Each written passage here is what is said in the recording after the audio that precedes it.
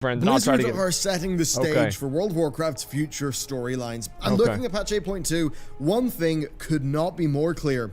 The dragons are returning. See, that's good. I'm gonna pause right now. I'm gonna pause 10 seconds into it. You think about a fantasy game. What do you think about? 2 things. 3 things. Chainmail bikini armor. Wizards and dragons. That's it.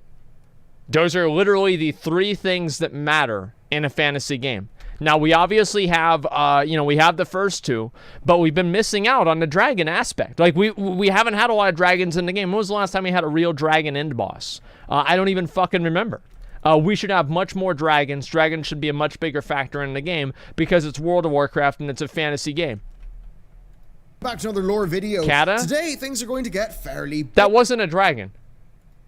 Those were Deathwing's ball sacks coming out that you had to beat back down into the body. Like, I'm sorry, but that was not a dragon. Like, that was bullshit. The actual, like, the last, like, I don't know, like, formal dragon fight, maybe Syndragosa. So, the Cataclysm ended with Blizzard depowering the dragonflights. So they, stupid. as an element of the plot, what a mistake. Then stayed pretty dormant for quite some time. But that's all about to change. Battle for Azeroth is reintroducing the dragonflights in a massive way, such that they absolutely will have a role to play in the future of the game. Yeah, I don't know about this. At first, it's by them empowering your Heart of Azeroth. Well, how about today you replace that artifact power grind with a bean grind and learn how to empower your own heart with the perfect cup of coffee through today's sponsor, Skillshare. From plant to cup is an hour of learning how to do coffee right. You'll learn everything: tools, grinding beans, how to select beans, plus brewing methods. And seriously, once you start getting good beans, it's a whole other world. This isn't WoW, right? Like, I feel like this is... Like, I'm thinking about this. This is definitely not WoW. Okay, so, let's go. What? This is the new thing, right? This is what companies are doing because they can't get around uBlock. They pay creators to, show their shit at the beginning of their videos or in the middle. That's good. That's what I have to watch. No, I want that. How is that good? How is that good? Are you fucking crazy?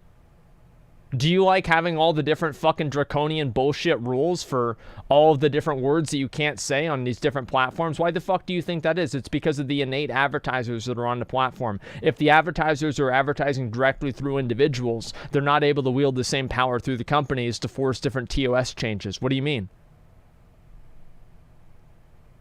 Yeah, you're right. I know. World with coffee. So, Skillshare is an online learning community with over 25,000 courses ranging from productivity to business to art, and then even topics like what you've seen today. And that's all for only $10 a month on their annual plan. But if you use my link, you'll get 2 months of access for absolutely free. That's 2 months to try out as much as you want, be it learning coffee through this course, developing... They need to have a Skillshare for how to play WoW. Your career through a new creative skill, or trying out new hobbies. So, for free with my link, and a big thank you to them for supporting our team. It's probably like if you lock yourself into a payment plan. This, like much of BFA, begins with the Heart of Azeroth. So, great. In 8.2, we realize that Azeroth is nearing death, and a plan is devised to further empower the Heart of Azeroth with powerful essences from across the planet. Wait, is actually Azeroth, is the planet actually dying? Is that That's like what Mother says? What the fuck? Yeah, Mother's like, we're in deep shit. Wow. And then you open up the Heart Forge or whatever. See, I didn't read the quest. Like, what the fuck? And if you talk to Mother in between the part where you go up to the Heart Forge, she has an extra line of dialogue that says, "There's another Titan." Fucking security prison shit. That'll be Oldenar. Instead of Oldir, Oldenar. I feel like maybe, do you guys think that like the Heart of Azeroth and collecting Azerite is all just an elaborate metaphor that Blizzard has thought up to talk about global warming in the game? What? I mean, that could actually be the case. I mean, you never know, dude. I mean, Blizzard, you can never put it past them. By the way, guys, if this rares up on your server, please invite me. I want to kill it while we're watching the video. Including those of the Dragonflights, with of course there being large narrative parallels to past events, which we covered in the channel's most recent Warcraft lore video. So that's the direct parallel with the Demon Soul, and yeah, we all know how that one ended, with Deathwing destroying a bunch of dragons, demons, and night elves during the War of the Ancients. It was a bad time for everyone. To empower the heart, we help out the various Dragonflights, and in doing so, we learn a hell of a lot, with this all kicking off the next chapter of the Dragon story. And we're going to begin that story with the Greens. So, Kayla the green dragon flight is the most boring one. Like the black dragon flight is the coolest. The brown dragon flight is the second coolest. And then it's the red one, and then the blue one, and then nobody cares about the green one. Like literally nobody cares about the green one. Like it is actual, yeah, it's a literal resident sleeper dragon, dragon faction. Yeah, the green ones just suck. Visits us in the Chamber of the Heart, telling us that the Greens are in danger, so we immediately travel to the Temple of Elune, where we meet a new character called Marithra. Now, she is the daughter of Ysera, and seemingly is now the de facto leader of the Green Dragonflight. However, the daughter of course, Ysera? it's World of Warcraft, so all is not well. How the fuck does that work? Creatures is pouring into the Emerald Dreamway, and even worse, they're attempting to corrupt the sleeping green dragons. So, at the behest of both Marithra and Vilrithria, yep, the dragon that we saved all the way back in Icecrown Citadel years ago, at the behest of the two of them, we go into the Dreamway and we try to fix things. Now, it is known that as well as helping them, we're also there to get the essence of their flight. So Marithra tells us to pick up fragments of their essence from around the Dreamway as we clear it. Naturally, it's World of Warcraft, so we succeed, all goes well, we save the dragons, we slay the void creatures, we collect our essences, but in order to reforge them into something that's actually usable, Marithra takes us deeper into the heart of the Emerald Dream. That's the place that we ended up in after the Emerald After we killed Xavius, cleared. I know that. Once inside, we find, big surprise, yet more void 54? corruption, forcing us to clear the area of void tendrils and avoid terror. Eventually, though, we do get our essence, but upon further exploration, things do seem pretty dire. As I covered in a previous video, the remnant of the void has flowered, it's now lootable, and those tentacles, well, they must have sprouted from underneath the heart of the dream, which seemingly is where that strange vault that Cenarius is standing over would lead to. So, all right. Wait, so the void is actually in the Emerald Dream? Whoa. Dude. Wait, is that actually a thing?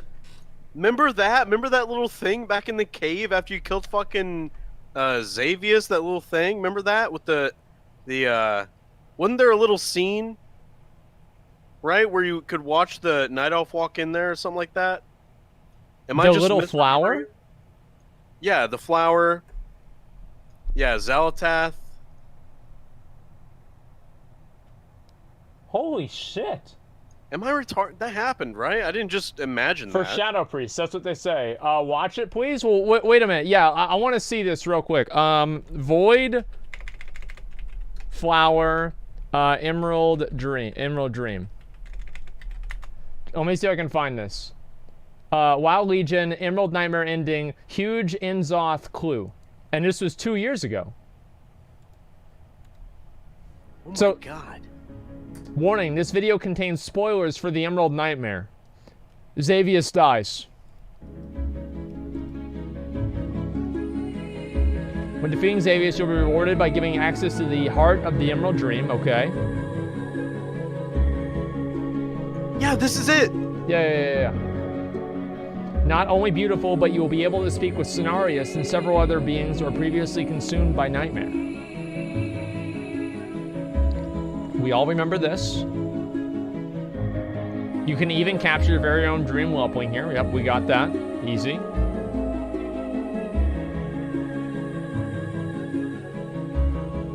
Okay.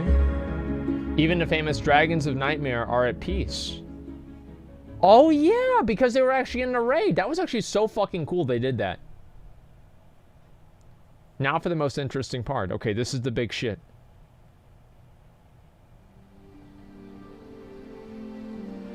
Okay.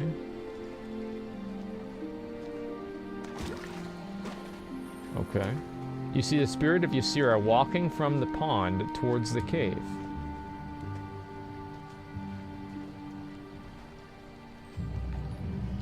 Okay.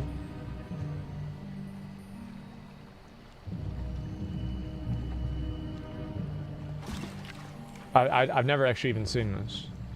I scrolled through my log to see if there were any emotes or anything, but there seems to be nothing. And this was 2 years ago, so it's not like this was made like recently or whatever. Yeah. I never fucking saw this. And you have to be a Shadow Priest in order to see this. Soon you'll notice that once I enter the cave, the relaxing mood suddenly changes.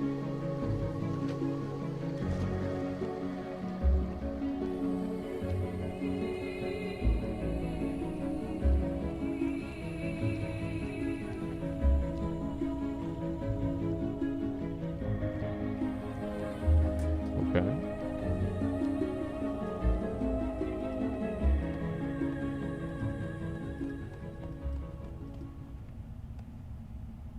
Oh, shit. What's this?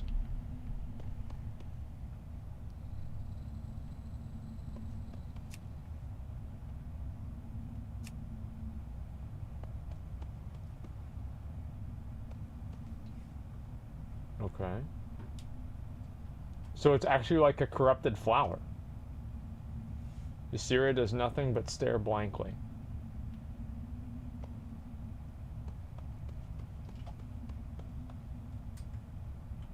What the fuck is that, man? Holy shit. I told you! It's called Remnant of the Void.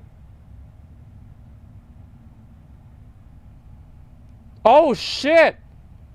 It's real! Why didn't they dig it up? Why didn't they get rid of it? Why didn't we tell Sonaris? Nobody noticed, dude. No, we could have told Sonaris to be like, hey man, there's like a flower in here you probably should look at. Like, why didn't they get rid of them? Because even you didn't notice. And But you like- notice everything. If you didn't notice, then your character didn't notice. Yeah, fucking right, man. Somebody know they made a video about it. Holy shit. It's real. To corrupt the sleeping green dragons. So, at Oh the my behest God. of both Merithra and Vilrithria, yep, inside we find, big surprise, yet more void corruption, forcing us to clear the area of void tendrils and avoid terror. Holy Eventually, shit. though, we do get our essence, but upon further There's extra dialogue as a Shadow Priest. Wait, really? Okay, just a minute. I'm gonna pull it up right now.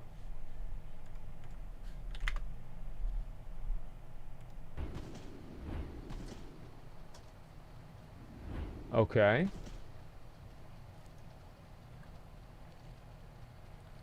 So now what? So he goes all the way. I kind of want to try this and see it for myself. Like, this is fucking insane. Shadow Priests get the best lore? I do actually agree with you there.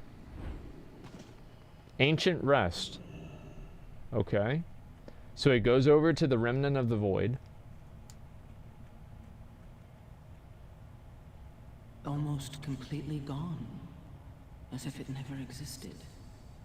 But the rift is deep and vast.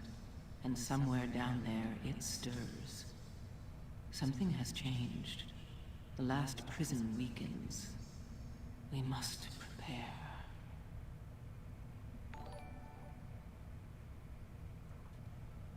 God damn. What the fuck? Dude. This is so interconnected. From the beginning, we have been empowering N'Zoth through the heart of Azeroth. Magni has been speaking to N'Zoth, whom he believes is Azeroth. Azeroth is dead. She was killed by Sargeras' sword. N'Zoth is the weakest old god of them all, but the most cunning. Bald Time and Amityville, thanks a lot for the $5 each, and also for the suggestions for me to shave my head. Really appreciate that, guys.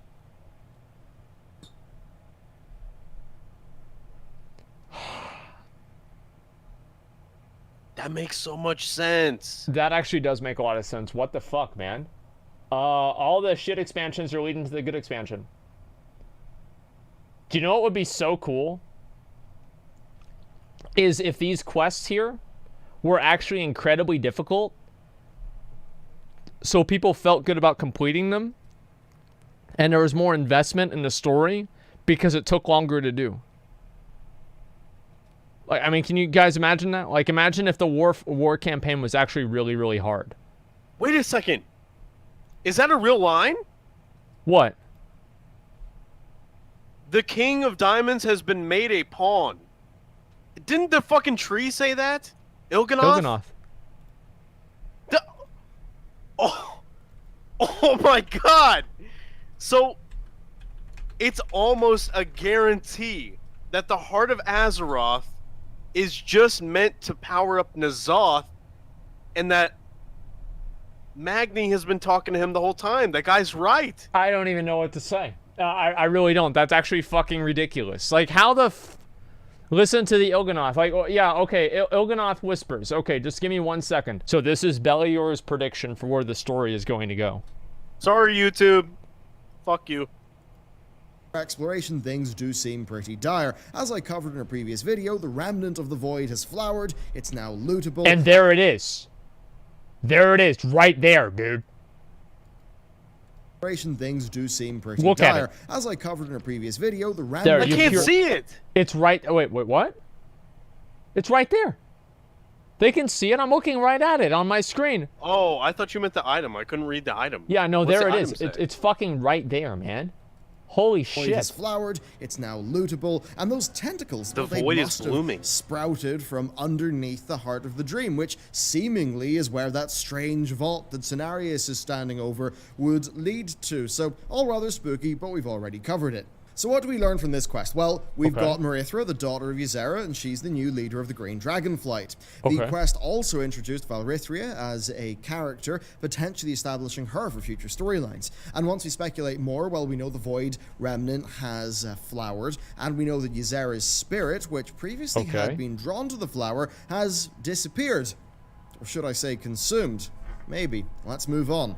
Next up, we've got the Black Dragons, so they have a more simple quest line. Oh, the rest of them wow. get pretty cool, though. So what happens is Mother locates an essence within Neltharion's lair and sends us to it. We end up meeting up with our old pals Ebonhorn and Navarog, and then we head down into the lair. The essence is being guarded by a rightly suspicious Earth Elemental who calls up what Deathwing did. I killed this guy. The Elemental in combat, we prove ourselves to it. Yeah, we did that on the stream Elemental even. lets us get out of there with the essence. What's interesting is that Ebonhorn returns to the Chamber of the Heart with us, and later he is there to empower the heart with the Black Dragonflight's essence. And this is actually quite important, as it shows us that Ebonhorn pretty much is who we could consider to be the de facto leader of the Black Dragonflight. What the He fuck? is, after all, far older than Rathian. He's got a lot more experience dealing with old god-related things, and what's very telling is that while Rathian is not present, his agents are. They're there spying, watching us while we're in Neltharion's lair.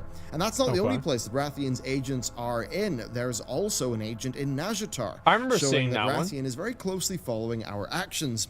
Early on in BFA, of course, we also found a Black Dragon scale, and we brought it to one of Rathian's agents just outside of Blackwing Descent. too. And that agent confirmed that Rathian is in fact searching for the Dragon Isles. Yes, the Dragon Isles, and more on how this could all come together later. Now, my read on the Rathian Ebonhorn situation is quite simple. I think Ebonhorn is the sort of lawful good type, and clearly is the one that we could consider to be the true leader of the Black Dragons, at least insofar as the other aspects are concerned, given his involvement with the other aspects in the final empowerment ritual later on in the questline. Next, though, we've got the Reds, and this is where things really kick into high gear. So, Kaelagos realizes that Alexstrasza has went dark, so we, along with him and a contingent of other blue dragons, head to the Vermilion Redoubt. What we find there is not good at all. Alexstrasza is cut off and surrounded by the Twilight Flight. Yes, the Twilight Dragonkin actually dominate the ground, and you might be wondering how this happens. Well, we need to rewind time back to patch 8.0. While on an island expedition, we encounter a Twilight Dragon. Quite surprising. We defeat it, and we bring its scale to a red dragon, again at the Vermilion Redoubt, just outside of Grim Batol. That dragon reveals to us that the Trogs have dug deeper than anyone thought possible, revealing new egg chambers, with that dragon sensing thousands of tiny heartbeats. Thousands. So it seems like by the time 8.2 rolls around, a portion of those Twilight... We're getting Balrogs. If we got Balrogs in a while, I would be completely fucking fine with it. Like, imagine basically like Doomlord Kha'Zix, but made out of fire.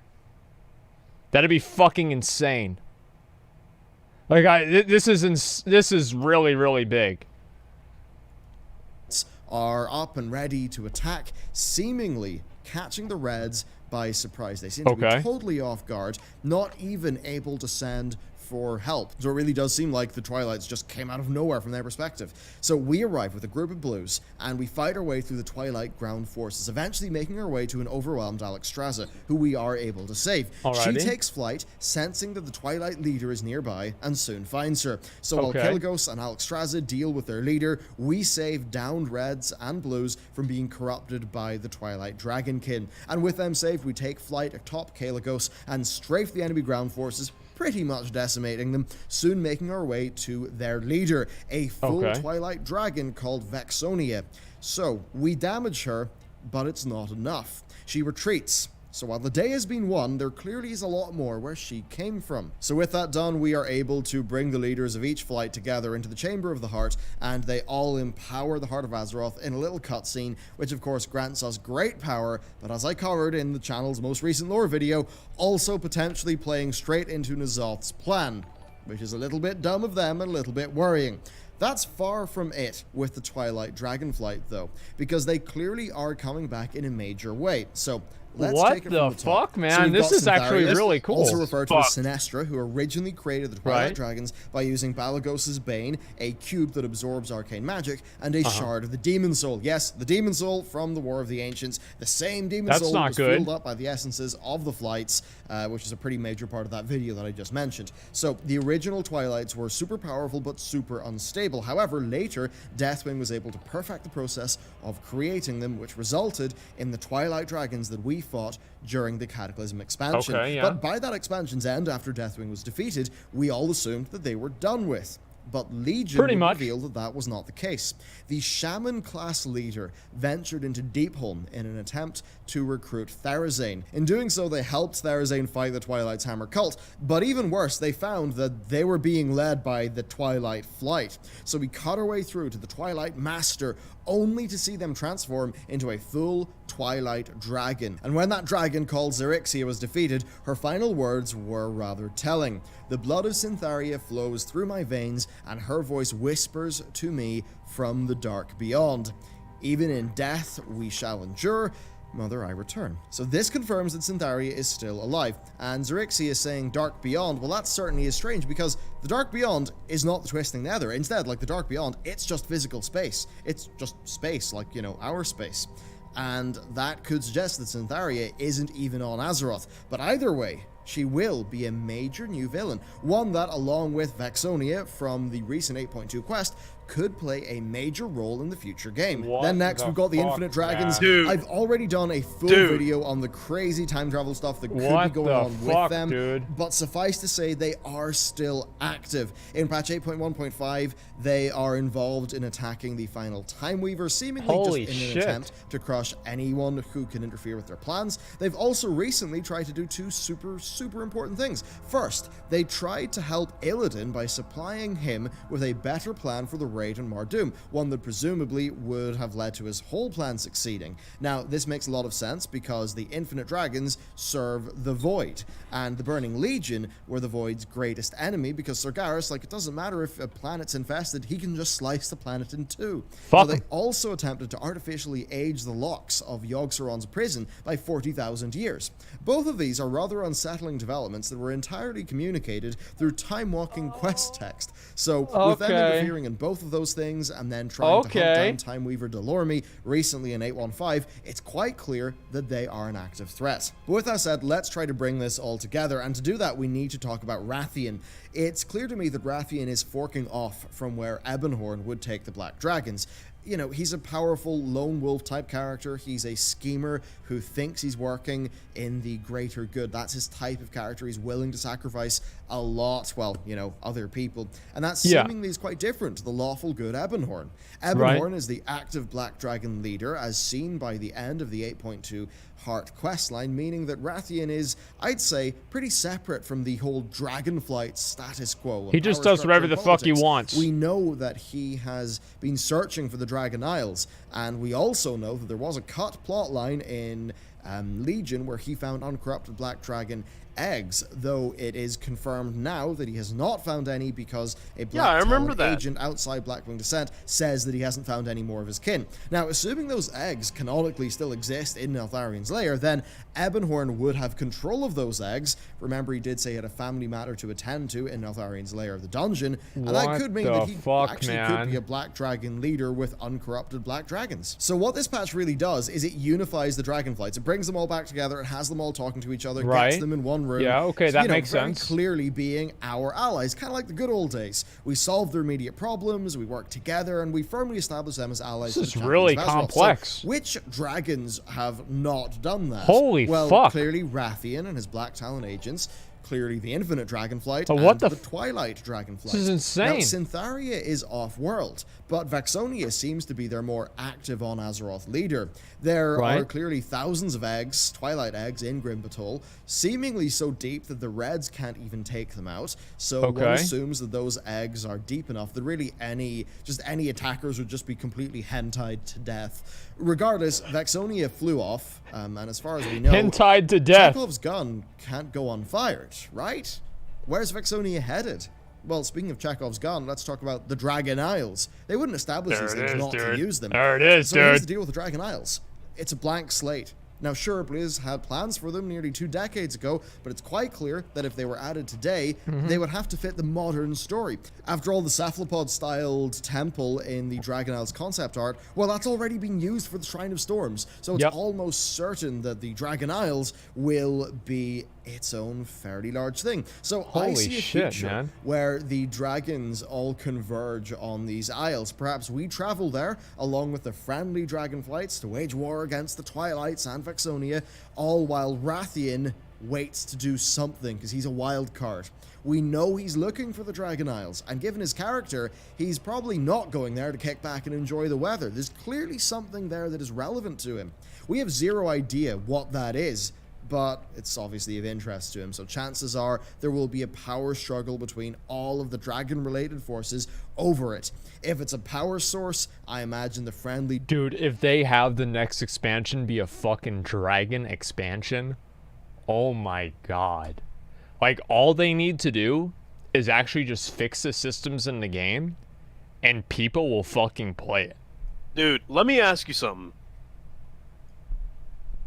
Is retail saved? The story is. I genuinely think the story is really good. Like, this is a much better story than they've made in a long time. Like, the story is... How deep does this go, man? I mean, this shit is going back all the way to fucking Kata. And there's like little tiny bits of dialogue that mean so much shit. We missed. We forgot. Yeah, this is genuinely really impressive. Like, I mean, this is really, really, really impressive. I like this a lot. Now, that being said, that doesn't mean that the game is saved, because it still has the same core problems with the gameplay, right? Which is what most players care about. But it depends on how much they make this story obvious to the players. And in my opinion, I think the problem with these stories is the fact that they are actually so good, but players don't find the motivation to go through these stories because they've already done a bunch of this shit in the same way in different, you know, like they just basically go from point A to point B and complete it as fast as possible. I think if they want to actually make these lore stories and this lore concept better in the game, increase the rewards 100-fold. I'm not even kidding. Make the quests 10 times as hard. And remove the quest trackers. Or the quest helper.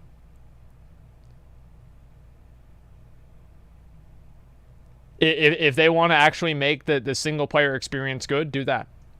Do those 3 things, and players will actually go out and achieve and obtain like this knowledge on their own. Removing the quest tracker? Yes, entirely. Yes. Basically do not going to happen. Why not? I mean, they've already removed quest tracker for or quest helper for a number of other quests already. They can do it for this too. They already made Nashar quests easier because of lazy players. That's different. It's like a world quest thing.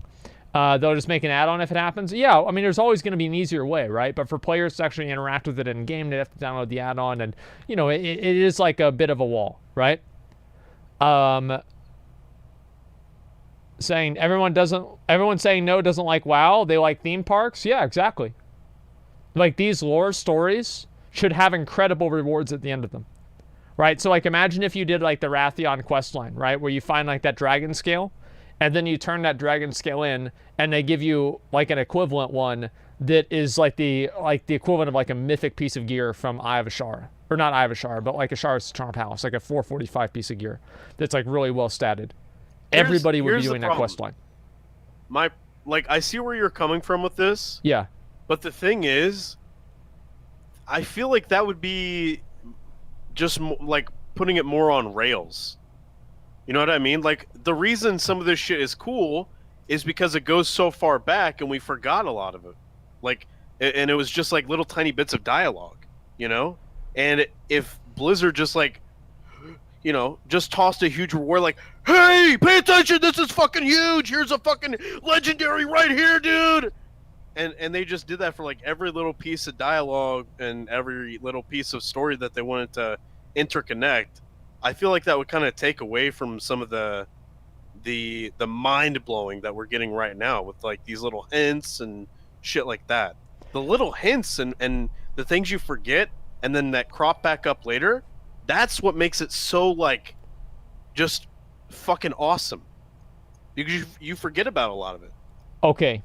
I agree with you in basically every single way. And I think that the conversation is more of like, to what degree? I think that right now, the core storyline for the game is not exciting for players because they can go through it with just the quest tracker and they go from point A to point B and that's it. So I think that you're right. And yes, if they did make the Rathian questline, maybe a 445 Eye of Ashara item would be too much. But items like that and things that are more compelling and making these questlines more difficult for players and then giving them better rewards. Like, I mean, obviously these are all theoretical numbers and hypotheticals, but the idea of making these quests harder to actually overcome with better rewards that players actually have to figure out themselves, I think those things coming together would actually create a better experience for the players. Absolutely. Yeah, I mean, I think, like you said, it matters with degrees. Yeah. And I think a certain degree of mystery to the story is good as well. Like, what are the 5 keys? Which third death are they talking about? You know, little shit like that, or big shit, I guess. But yeah, I think it's things like that that keep it interesting, and callbacks to, you know, like BC or CADA or MOP or whatever.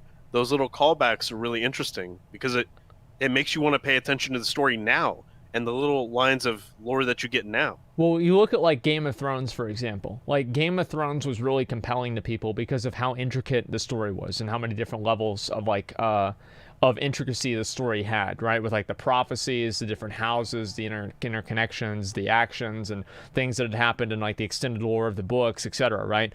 And in still season 5, well basically, yeah, but like let's just take the best part of the lore and just extrapolate off of that. Why was that so compelling for viewers? Is because it was interesting. Like that's really what it was, interesting. The Lich King story is interesting.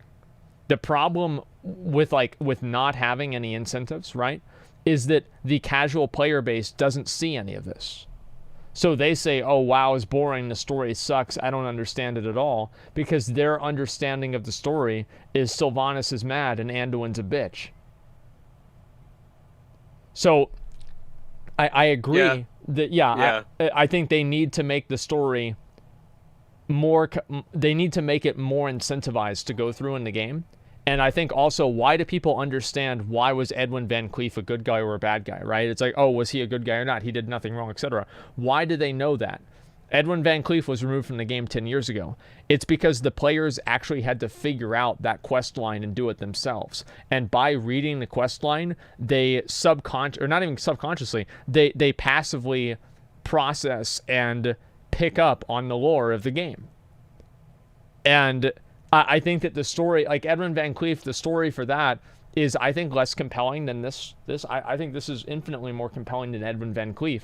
That being said, Edwin Van Cleef is also like, it's smaller scale, so players can relate to it more, et cetera, et cetera. But like the idea that players should be able to go through the story and get an understanding of it, I think is very important for people to actually be compelled by the expansion. Why do people want to play Wrath of the Lich King? Because of the Lich King. If you can create a story that compels players fundamentally, then I think that's a separate level of engagement and interest that people have in the game. And in my mind, I don't think they've done a very good job at that. Like, nobody was talking about, nobody really cared in the same way that, like, at the end of the Crucible of Storms, the Xalatath, like, the dagger was there. It was just sitting there. Like, people talked about it a little bit, but it wasn't a big deal. Like, it's the same thing with, like, nobody's really talked about the Circle of Stars being the same as in the Il'gynoth Whispers. Like, it wasn't really, it's not common knowledge in the same way that, like, the, the storyline for, let's say, Garrosh or the Lich King or Illidan is, like, kind of common knowledge for the players. And why is that? It's because the story isn't told well. Like, they're not telling the story in a way that's compelling for players, in a way that, like, incentivizes them to learn it. And because they never actually have to learn the story, they don't. So I think that if they want to make the war campaign and they've spent a lot of time on this war campaign. Like, let's be honest, they made cutscenes for it. They made different, these like little scenarios for it. They have done a lot for this war campaign to make it as good as possible. And they've wasted their time. I mean, they've completely wasted their time because people just go through it and they use the quest helper in game and nobody even reads the quests because they just know exactly what to do ahead of time, and that's it. I think that if you pulled the amount of players, like if you took like maybe 1,000 people that actually did the war campaign, just like randomly picked out 1,000 people, I'd say less than 100 of them would be able to give you an accurate analysis of what happened in the story. And if you were to poll 1,000 people that did the Edwin Van Cleef storyline, I bet probably 200 or 300 at least would be able to give you an accurate analysis. Less than 20? Well, I'm just giving you, like, these are just rough numbers, but that's what I'm trying to say. Okay, let me finish the video. Dragons would want to keep it in safe hands, and the Twilights would want to use it against us, and that Rathian would attempt to seize it and use it for the greater good. But as evidenced by Warlords of Draenor, Rathian's rather foolish version of the greater good is often far from ideal. Right. Personally, I envision this as being one of two broad things, so it could be a part of a dragon-themed expansion, perhaps one where the Alliance fracturing and the Elune stuff is maybe the B-plot. That would allow Blizz to give us classic enemies, classic allies, a bit of a break from the old gods, and, of course, a way to explore the lore of Elune through the Night Warrior Tyrande-based division within the Alliance. Alternatively, the Dragon Isles, they could serve as the Emerald Nightmare, sort of a future expansion, i.e. an important B-plot element that serves to diversify the expansion's content and still establish some lore. I'd love to see a Dragon Isles zone. I do doubt this would be an entire expansion, but it certainly could be a patch or a raid. World of Warcraft's Dragon lore is very simple, old-school fantasy, in fairness. Good. But I actually think that's what Blizzard tends to do best. They do big, cheesy things pretty well. As much as they maybe think right now they're writing Game of Thrones, I kind of think Blizzard don't do really good work when they're doing that. I think Blizz just tend to do better work when they keep it simple, they keep it simple and they keep it big and high concept.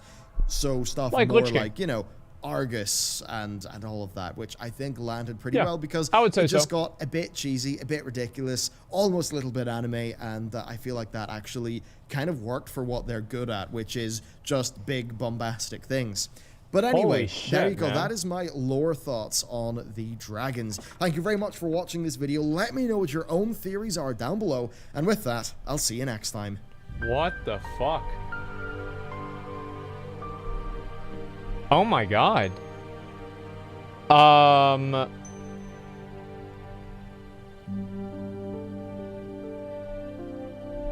Yeah, I don't know if I agree completely with his